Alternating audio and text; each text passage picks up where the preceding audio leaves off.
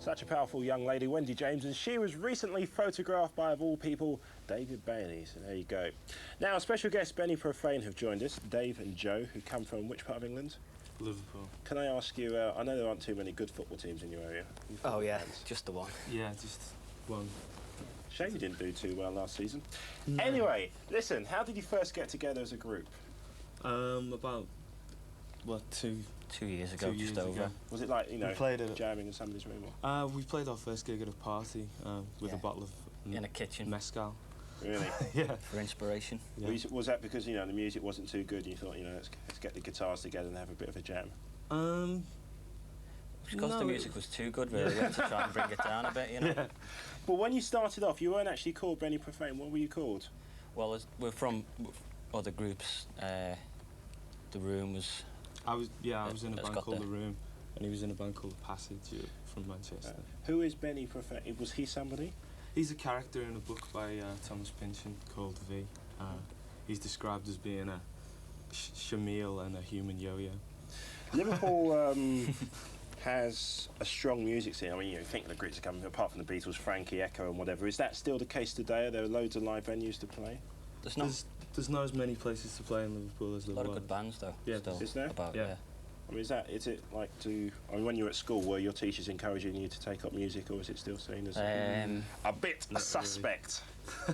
No. No, it's not really anything to do with school. Used to be encouraged to join the army in our school. Really? Yeah. So, I mean, what did your careers... So when your careers teachers, you know, you said to your careers teacher, I want to be in a rock and roll group, did she laugh or did she give you any advice, if there was any advice she gave you? But It wasn't something I really thought about at school. we had a careers teacher who used to come round, and he was a Cornish fella, and first thing he said was, there's no such job as a deep sea diver. There ain't no such job as a deep sea diver or a rock star. So we were actively discouraged from taking any of those two jobs. And I could be really bad here and say if all else fails you could always go and rob a bank, but I won't. Instead, we'll watch your current record, which is called Rob a Bank, and we'll ask you why you gave this title in a tick. Benny Profane, Rob a Bank, and Dave and Joe from the group are with me. Is that your way of looking at Liverpool in 1988, bearing in mind some of the young unemployed people there? Yeah, well, it would be an option that's open to people who can't make any money. What comments have you had, way. how shall I say, from the local constabulary to that way? Joe, have you had any comments at all? No, they haven't. I don't think They don't usually come and see us. So. You never know, they could be plain clothes. Yeah. What about the old motor in that? Where'd you get the motor for that video? It was the... belonged to the driver. He borrowed it off him. Yeah, the bloke who's driving in the video lives next door to the other guitarist. So you say, can we borrow your car for a video? Yeah. He took us out for a drive. Yeah. I'm always interested when we get bios and that to read what, you know, the press have said about groups. And let me read this. This comes from Paul Mather from the Melody Maker. You've probably seen it, but I just wonder what you've got to say.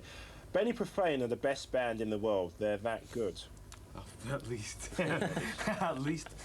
Faint praise. The reason I asked that, I mean, you've been around for some time, but you know, I mean, headway, it's been a slow journey. Yeah, career-wise, it's been sort of slow, steady Why? but slow. But I mean, musically and so on, we've always progressed. We've carried that on. Do you think it's got anything to do with the fact? I mean, I don't know if you're after commercial success, but if you look at the groups that are in the charts, you know, they're polished. You know, it's a smooth sound, and they're maybe not playing the music. Maybe you're playing the music you want to make, and not music that's... I don't know. I think you know, anything can be successful. You know. Yeah, I think the only way of enjoying, the only way that people get any enjoyment of something is if the person who's performing it is enjoying it. I mean, if we were doing stuff that we didn't like, I think it'd come across. And what is important to you to play the music you like or commercial success? The reason I say that, because you get a lot of groups, you know, for 7 or 8 years, they carry on, you know, playing the music they want, and of course the bills need paying, and they have to make something which is commercial. I mean, Dave, what's important? Well, we're still sort of optimistic in to think that people will like the stuff that we do, you know, that we like doing. Is there an LP on the way, Joe? There's an LP coming out hopefully before the end of the year. It's just going to be a compilation of our earliest. Is it going to be called Greatest Hits, or is there going to be? It may be called. It could be called Greatest Hits. You know? Yeah. A one-sided single. It's going to be called The World of Ernie Wu, maybe. Or maybe not. Before we have a look at your first record, you're playing Dingwalls very soon, yes? Yeah, we're playing tonight. Oh, good luck with that. Good luck for the rest of 88. Thanks for coming in. Okay, thanks. What was your first record called? Devil Laughing. Coming up.